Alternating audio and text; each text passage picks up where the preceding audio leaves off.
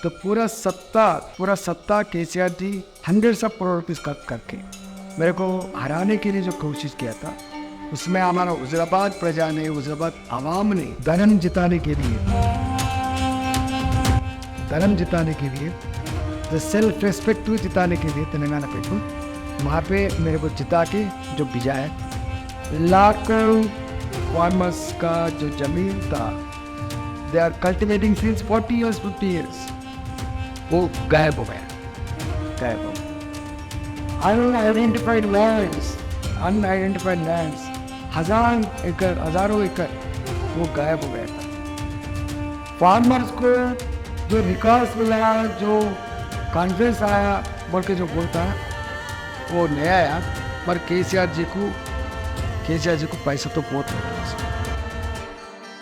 सत श्रीकाल, वड़कम, खम्बावनी, राम राम साहब, सभी बहुत ही वीडियो में तस्वीर स्वागत है। आज मैं बहुत स्पेशल गेस्ट लेकर आई हूँ, वेरी अनएक्सपेक्टेड, ईटन Rajendra sir, a very warm welcome to the show. नमस्कार सर। सर, आपका नाम बड़ा इंटरेस्टिंग है, ये किस लिए रखा? पहले तो मैं वहाँ से स्टार्ट करूँगी, बहुत ही यूनिक नेम है। वो सरनेम है, वो सरनेम है। हाँ, मैं समझता हूँ हमारा पुराना हिस्ट्री में हमारा लोग कुछ सैनिक में काम किया, वो ऐसा आ गया, सरनेम आ गया। पर आप सैनिक से कम भी नहीं है। 20 साल तेलंगाना मूवमेंट। मैंने तेलंगाना स्ट्रगल में 2002 में शामिल हुआ था। Telangana struggle 3 generations, 1952 movement, idli sambar go back movement, 1969 movement, हमारा उद्योग हमको आना मूवमेंट, और तीसरा मूवमेंट जो चलाया था केसीआर जी के साथ 40 years चला था। 3 generation जो स्ट्रगल किया था वो हासिल हुआ था, वो सक्सेस हुआ था। इसके बाद मैंने फर्स्ट फाइनेंस मिनिस्टर काम किया था। एक नया राज्य में एक फाइनेंस मिनिस्टर वो 5 साल किया था, बहुत कॉन्फिडेंट से वो काम किया था। इसके बाद जो वर्ल्ड कोरोना से जो डर लगा था, उस टाइम पे मैं 2.5 years कोरोना में काम किया था हेल्थ मिनिस्टर। बाहर होने के बाद मैंने भाजपा में जेल हुआ था। तो पूरा सत्ता केसीआर जी 100 करोड़ रुपीज़ खर्च करके मेरे को हराने के लिए जो कोशिश किया था, उसमें हमारा वज़ीराबाद प्रजा ने, वज़ीराबाद आवाम ने धर्म जिताने के लिए, जो सेल्फ रेस्पेक्ट जिताने के लिए तेलंगाना पीपल वहाँ पे मेरे को जिता के जो भिजाया के टाइम पे मेरे को एक बात बोला, वज़ीराबाद में जैसा जीत के आया था, आप लड़ाई शुरू हो गया, केसीआर से लड़ाना है, तेलंगाना में भारतीय जनता पार्टी को जिताना आपकी जिम्मेदारी है बोल के वो प्रजा ने आशीर्वाद दिया था। मतलब केसीआर ने इसको पर्सनल दुश्मनी ले लिया, थाउजेंड्स ऑफ करोड़ आपको हराने के लिए। इतना कुछ मतलब कुछ पर्सनल हो गया मैटर, या फिर आइडियोलॉजी, या फिर he didn't wanted to leave you? मैं समझता हूँ केसीआर जी को कोई भी बड़ा नहीं होना, नाम नहीं कमाना, प्रजा के अंदर इन्फ्लुएंस भी नहीं रहना, उन्हें हमेशा एक ही समझता है, मैं बिफार्म देता हूँ, मेरा फ़ोटो देता हूँ, मैं आके मीटिंग लगाता हूँ, आप जीत के आना, मगर इंडिविजुअली सेल्फ रेस्पेक्ट नहीं रहना, इंडिविजुअली आपको हवाम के अंदर जो प्रेम प्यार जो वो नहीं रहना, इंडिविजुअल नहीं जीतना बोल के समझता है। इसीलिए मेरे जैसा जो क्रांतिकारी को हराए तो 10 साल तक उनको कुछ हड्डल नहीं बोल के मेरे को हराने के लिए कोशिश किया था, और उन्हें हार गया। मैं समझता हूँ आने वाले दिन में भी आज केसीआर जी ने पैसों के ऊपर डिपेंडेंट है, जो एक्सेस ऑफ स्टेट जो पावर उसके ऊपर इनको कॉन्फिडेंस है, मगर आने वाले दिन में कुछ एक्सेस करे तो भी नहीं चलेगा, पैसा के नहीं चलेगा, यहाँ पे चलेगा तेलंगाना प्रजा का सेल्फ रिस्पेक्ट ही चलेगा। केसीआर जी को हराने के लिए वो लोग तैयार है। आपने बात किया पैसों का, because you were finance minister, but उसके बाद में आपके हटने के बाद में एक के बाद इनके डेप्थ ट्रैप नजर आने से हो गए। आज की रेट में 1 लाख करोड़, 8 लाख करोड़ का डेप्थ है स्टेट के ऊपर में। ये पैसा जा कहाँ रहा है? When is it flowing? वो इलेक्ट्रिसिटी का ये कुल मिलाए तो 6.5-7 लाख करोड़ रुपीज़ रहता होगा। इधर टाइम ऑफ तेलंगाना स्टेट जो 2014 में तेलंगाना स्टेट को फायदा हुआ था, जब का डेट 74,000 करोड़ था। ये कुल मिला के FRBM लोन भी हो और गारंटी लोन भी हो 74,000 करोड़ रुपीज़ था। इसके बाद नया स्टेट जो नया एस्पिरेशंस रहता है प्रजा के अंदर, क्या डेवलपमेंट करना चाहिए बोल के हमारा जो नारा था तेलंगाना मूवमेंट में, नीलू निधुलू नियामकाल, तेलुगु में नीलू बोल तो और जो एग्रीकल्चर कल्टिवेट करने के लिए पानी, निधुलू बोल तो हमारा फंड्स, हमारा बजट, हमारा पैसा हमको। तीसरा एम्प्लॉयमेंट। तो हमारे टारगेट ऑफ तेलंगाना इज नीलू निधुलू नियामकाल। इसमें नीलू जो पानी लाने के लिए तेलंगाना फार्मर्स ने जो बोर डाल के जो वेल डिग करके जितना जो नुकसान पहुंचा था, तो इलेक्ट्रिसिटी का मोटर्स, इलेक्ट्रिसिटी का तकलीफ फेस किया था, उसको हल करने के लिए, दूर करने के लिए जो प्रोजेक्ट बनाया था, वही कालेश्वरम अलग अलग प्रोजेक्ट बनाया था। उसके लिए थोड़ा लूज रहा था। मैं समझता हूँ आज केसीआर जी ने FRBM लोन्स भी हो, गारंटी लोन्स भी हो, तो 5 लाख के ऊपर है। इसके अलावा जो इलेक्ट्रिसिटी डिपार्टमेंट के अंदर ट्रांसको, जेनको एंड डिस्कॉम जो रहता, उसके लिए भी मैं समझता हूँ 50-60 करोड़ रुपीज़, 50-60,000 करोड़ रुपीज़ जो मैं लोन रेज कराऊँगा, अलग अलग लोन्स भी लिया आऊँगा।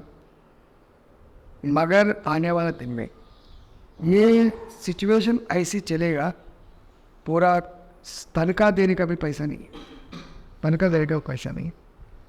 ये स्टेट गवर्नमेंट जितने हो सकता है, जितने जो रास्ता था वो रास्ता पूरा कंप्लीट कर दिया।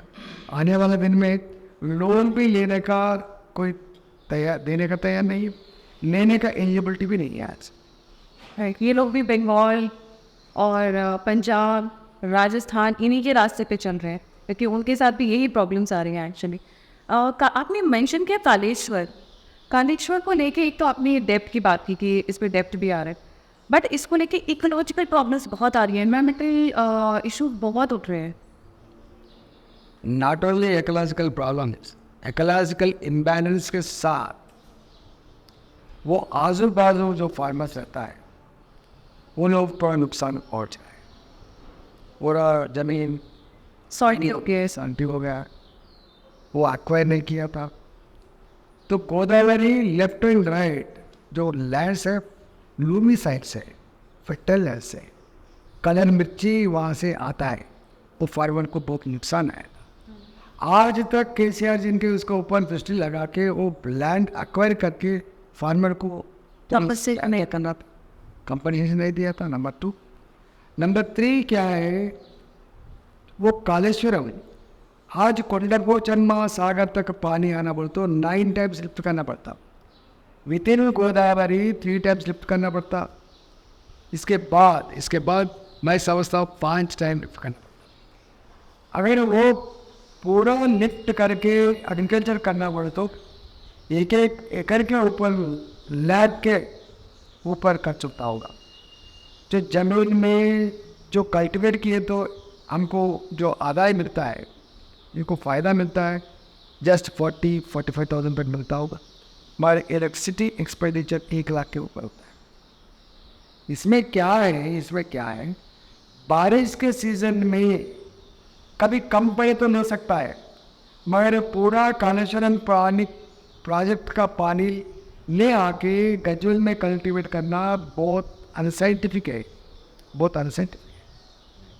कभी बारिश लास्ट में नहीं गिरा, थोड़ा वो क्रॉप सूख जा रहा, वो तो यूज़ कर सकते। मगर ये इन्हें जो बता रहा है कोटी एकड़ आलू बोल के 1 करोड़ एकड़ को पानी देने के लिए जो यज्ञ कर रहा है वो गलत है। उतना पानी नहीं दे सकता है, वो करंट बिल भी पे नहीं कर सकता है। अगर यूज़ करें नहीं करो, ये कालेश्वरम प्रोजेक्ट के अंदर जितने जो इलेक्ट्रिसिटी फिक्स करा है वहाँ पे, मैं समझता हूँ 3000 के ऊपर फिक्स चार्जेस बनना पड़ता। अगर पूरा पानी यूज़ करना भाई तो हज़ार करोड़ रुपये खर्च करना पड़ता। फिर भी परसों ही फ्लड्स आया था, उसमें नुकसान पहुंचा था। देखना आज तक 3 साल के अंदर आज तक 24/7 कभी यूज़ किया होगा, मगर पूरा सीज़न जो 120 डेज लिफ्ट करना, 130 डेज लिफ्ट करना आज तक नहीं हुआ। लिफ्ट करा होगा 5 दिन, 10 दिन, 15 दिन, 20 दिन लिफ्ट करा होगा, मगर पूरा प्रोजेक्ट बनने के लिए जो 120 डेज पानी लिफ्ट करने के जो प्रोग्राम रखा था, 360 टीएम से वाटर लिफ्ट करने के लिए, तो 3 टीएम से भी लिंक करके जो पानी लाने की कोशिश करना, ये होने वाला नहीं है। अपने कालेश्वर की बात की, उससे ये एसोसिएटेड रफली धार्मिक प्रोजेक्ट, इसमें इतना हेयर फेयर जा कर रही है सर जमीन ने कौन बड़ा एक्चुअली क्या है, केसीआर जी बात बहुत बोलते। मैं जब मंत्री था असेंबली में क्या बात बोला, जिस देश के अंदर, जिस स्टेट के अंदर लैंड रिकॉर्ड्स परफेक्ट है, वो देश का और स्टेट का जीडीपी में, जीएसडीपी में 2% ज़्यादा होता है। नंबर टू आज करप्शन रेवेन्यू डिपार्टमेंट पे ज़्यादा हुआ, करप्शन को कम करना चाहता हूँ। तीसरा क्या बात बोला था, फार्मर को टाइटल पासबुक रहे तो प्रॉपर्टी एक पैसा रहना जैसा देखना बोल के उनका था, मगर उनका जो काम विकट हो गया, समझता वो रिवर्स हो गया। कल एक पेपर में आया था, आज कलेक्ट्रेट के सामने एक धरना भी चल रहा था। लाखों फार्मर्स का जो ज़मीन था, they are cultivating since 40 years 50 years, वो गायब हो गया। अनआइडेंटिफाइड लैंड्स हज़ारों एकड़ वो गायब हो गया था। फार्मर्स को जो रिकॉर्ड्स मिला, जो कॉन्फ्रेंस आया बोल के जो बोलता है वो नहीं आया, मगर केसीआर जी को पैसा तो बहुत मिला उसमें, कन्वर्शन का पैसा, कुछ गलती हो तो। मैं एक बात बोलता हूँ, एक सर्वे नंबर के अंदर 100 एकड़ समझो, एक सर्वे नंबर के अंदर एक 100 एकड़ ज़मीन है, उसमें 1 एकड़ में अगर कोर्ट में केस है और कुछ लिटिगेशन है, 99 एकड़ डिस्प्यूटेड प्रॉपर्टी बोल के रखा है। ये फार्मर किधर जाना? अगर फार्मर एमआर के पास जाना, आरडीओ के पास गए तो, कलेक्टर के पास गए तो हमारे हाथ में कुछ भी नहीं है बोलता हूँ। क्या होने वाला है? पहले निकाल के पास जाके पैसा, ये वैल्यू, ये ज़मीन का वैल्यू क्या है, वो हिसाब से पैसा लेके वो क्लियर कर रहा है। करप्शन बोल तो hundreds of crore rupees corruption हो रहा है, thousands of crore करप्शन हो रहा है। धरनी फार्मर्स को आंखों में पानी आंसू ऐसा हो गया।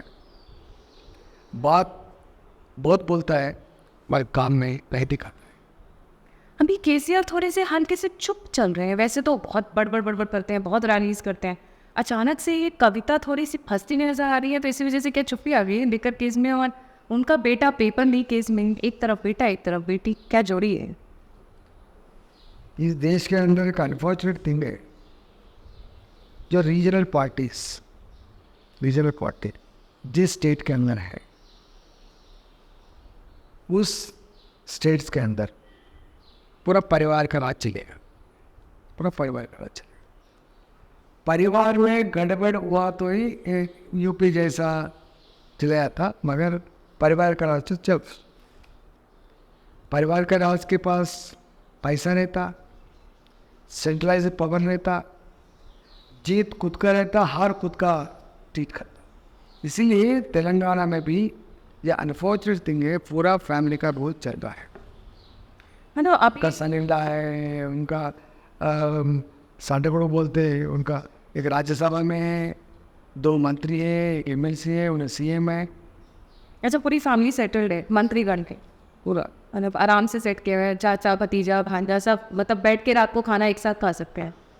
अच्छा खाना खा सकते हैं सर, बहुत ये थोड़ा सा लिटिल ऑफ द रिकॉर्ड है। इन्होंने घर ऐसा बनाया हुआ है, जब मैं आते हुए देख रही थी ऐसा लग रहा है कि वो न्यूक्लियर अटैक नहीं भी की ऑफर करने वाला है। इतना कॉम्प्लिकेटेड घर तो PM मोदी जी का भी नहीं है। इसी 100 हमारा CM ने राजा समझते हैं, उनको उन राजा समझते हैं। एक डेमोक्रेसी के अंदर मैं मुख्यमंत्री, प्रजा वोट दिए तो प्रजा के मैंडेट के ऊपर मुख्यमंत्री बना करके नहीं सोचते, मैं राजा हूँ बोलते समझते। इसलिए तेलंगाना में किधर भी पूछो, डरता होगा मगर अंदर है, इनको हराने के लिए देख रहे। सर आपने इनकी डायनेस्टी के ऊपर, परिवारवाद के ऊपर आवाज़ उठाई। KCR है, KCR के बाद वो अपनी बेटे को फिल्म स्टार की तरह, जिस तरह पोस्टर में अभी जैसे हैदराबाद में मैंने 2-4 देखे, इज लुकिंग लाइक कि फिल्म में एंट्री मारने वाले हैं। फिर उनका पोता भी आ गया बाय द वे, सो पूरी लाइनअप शुरू कर दिया उन्होंने कि और कोई एंट्री ना मारे। वैसी है ना, देश के अंदर वैसी है ना। मुलायम सिंह यादव उनका बेटा, उनके बाद उनका बेटा, अभी देखो तमिलनाडु में वैसी है, तेलंगाना में वैसी है, ऐसे चल रहा, आंध्र में वैसी है। जिस जगह रीजनल पार्टीज हैं उस जगह वही कंचन चल रहा है। इसलिए नरेंद्र मोदी जी ने 2 आवाज़ उठा रहा, परिवार राज को ख़त्म करेंगे। परिवार राज को ख़त्म नहीं कर सकता है, भ्रष्टाचार का राज को नहीं रोक सकता है। परिवार का राज, भ्रष्टाचार का राज, ये 3 पिन से इसको ख़त्म करना हमारा एजेंडा बोल के अभी लड़ रहे ना। Sir next is women safety. KCR के अंडर भी मेरी ऐसी रीडिंग है, may be you can correct me if I am wrong, the women safety issue has become a bigger problem. Human safety के लिए तो थोड़ा सेफ गार्ड्स रखा था एक्चुअली, शी टीम्स बोल के लगाया था, कुछ कुछ करा, इतना वो नहीं है। मगर जो सोशल प्रॉब्लम्स आ रहा है और जब तक थोड़ा कंट्रोल करना जरूरी है। नंबर 2, उसके अलावा दूसरा भी है, राइडर प्रॉब्लम भी थोड़ा है। आज पुलिस स्टेशंस में, आज पुलिस ने जो रूलिंग क्लास को सेफ्टी देखने के लिए, रूलिंग क्लास को सपोर्ट करने के लिए वायरिंग ये काम देखने का मौका नहीं मिलता, उसको टाइम नहीं, वैसा हालत है। 2 ही काम है अभी आज का पुलिस का काम, 2 है। एक राजा को राजभक्ति करना एक है। नंबर 2, जो आदेश मिलता है वहाँ से, जो अपोजिशन पार्टी का लीडर को अंदर डालो, केस लगाओ, जेल को भी जाओ, मारो, वही काम पे, वही काम। तीसरा काम क्या है, उनको इलीगल एक्टिविटीज रहता है उन लोग, जो सैंड में माफिया है और अलग माफिया, और माफिया को रक्षण देने के लिए। अच्छा माफिया को प्रोटेक्शन, वहाँ क्या बात? वो सैंड माफिया है, समझो।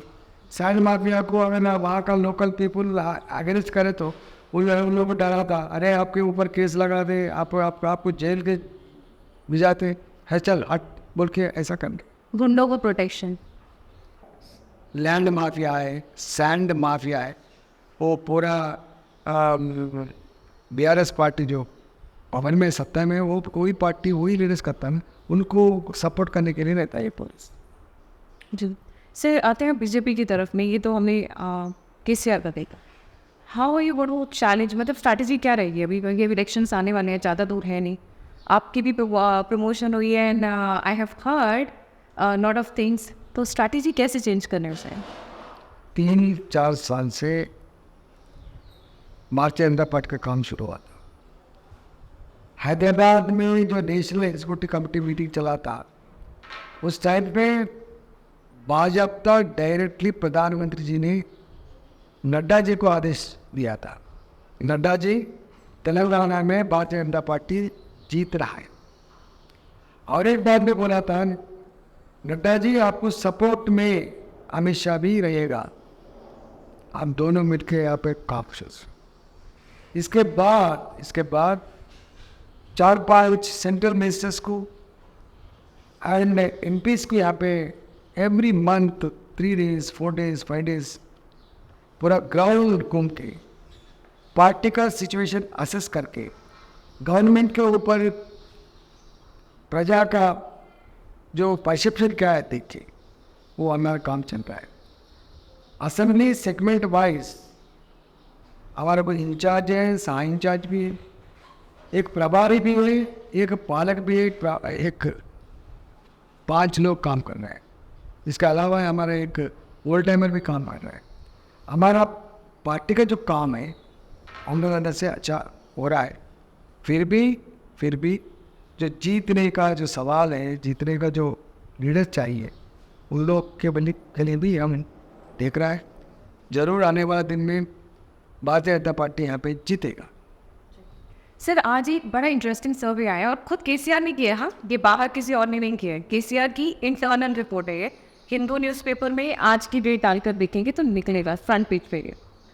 केसीआर की इंटरनल रिपोर्ट कहती है कि 80% of his MLAs will lose in the coming state assembly election. ये उनके हार की निशानी है या how do you see it, how do you understand? KCR को जब सब मानते हैं, सब मालूम भी रहता है, मगर इन्हें हमेशा डिफेंस में नहीं खेलता, ऑफेंस में खेलता है। 20 सीट जीता तो भाई अरे हम जीतेंगे 80 सीट्स बोलने वाला है, मगर ग्राउंड का स्थिति तो पक्का ये है केसीआर जी के साथ सभी लोग आने वाला है। मैं चैलेंज किया था, उनका कॉन्शियस गजवेल था तो वो नज़दीक रहता है। मैंने चैलेंज किया था हुजराबाद में मेरे को हराने के लिए इतनी तकलीफ दे रहा, नेक्स्ट टाइम इलेक्शन मैं खड़े रहता हूँ, मैं कॉन्टेस्ट करता हूँ गजवेल में, आपका मुकाबला करता हूँ बोल के नहीं बोला। वहाँ पे जीत के आएंगे मैं बिल्कुल डेफिनेट है। अभी एक MLAs का फेल्यूर नहीं है, सिर्फ MLAs का फेल्यूर नहीं है, सिर्फ कार्यकर्ता का फेल्यूर नहीं है। It is the failure of KCR, in the failure of KCR, it is the failure of KCR government. Sir, ये तो होगी दो पार्टीज़ की जो तेलंगाना की मेन पार्टीज़ हैं, बीजेपी केसीआर हो गई। कांग्रेस भी तो खैर कोई गिनती नहीं हो, तो 50 साल की युवा नेता नबी रहते हैं ज़रा। यहाँ के लोकल इश्यूज़ क्या है, सबसे ज़्यादा लोग क्या चाहते हैं, what is their basic demand? क्योंकि हम नोटिस कर रहे हैं there is a trend now, voters बहुत स्मार्ट हो गए हैं पहले से।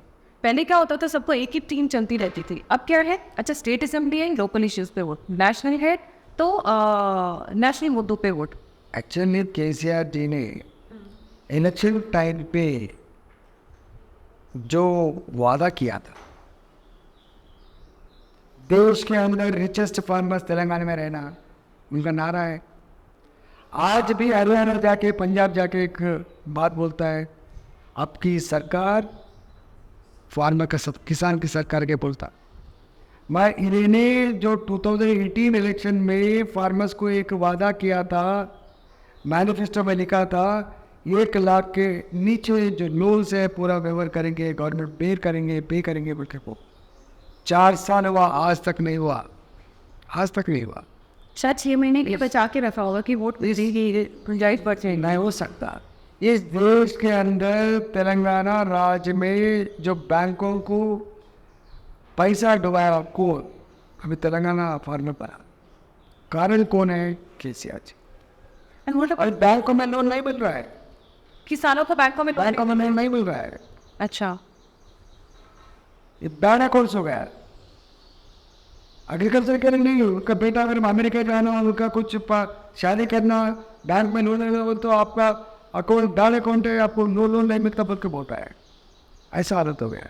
आज जो सेंट्रल विद इन 1 ईयर जो लोन पे करे तो सेंट्रल गवर्नमेंट का जो इंटरेस्ट माफ़ी था, स्टेट गवर्नमेंट का भी थोड़ा माफ़ी था, वो आज नहीं मिल रहा है। आज फार्मर्स प्राइवेट पर्सनस के पास जाके लोन्स लेके 24% इंटरेस्ट, 24% इंटरेस्ट 30% लेता है।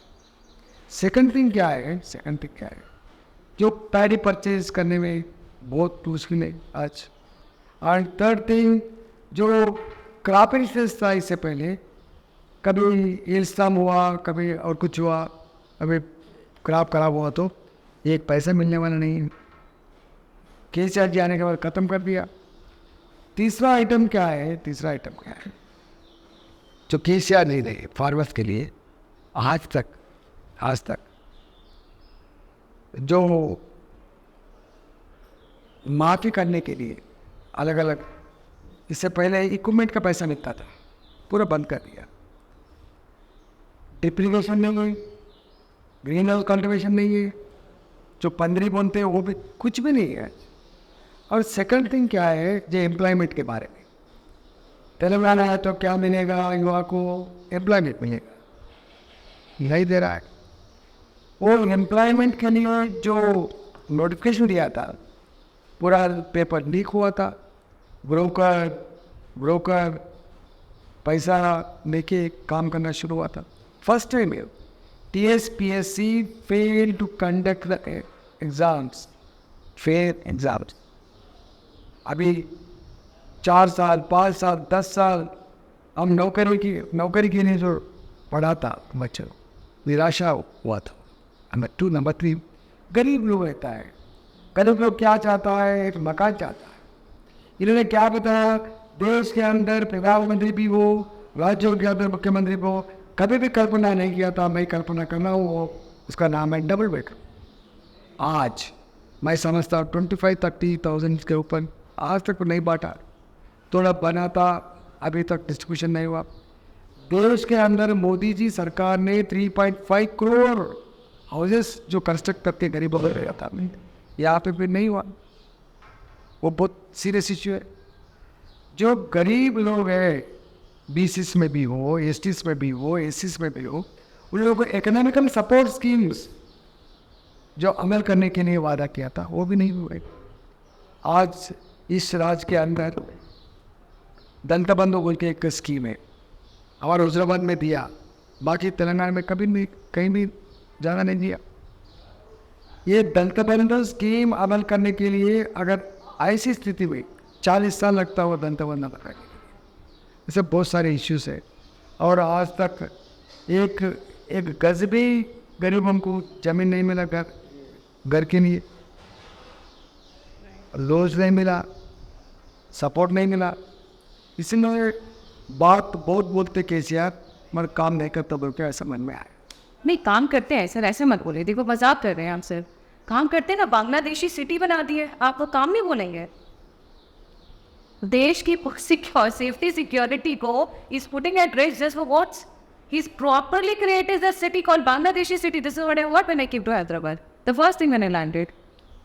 मैं भी सुनता हूँ बांग्लादेश और रोहिंगा से उनके सुन रहा हूँ, पर केसीआर जी ये देश, ये राज, ये आवाम ये नहीं देखता।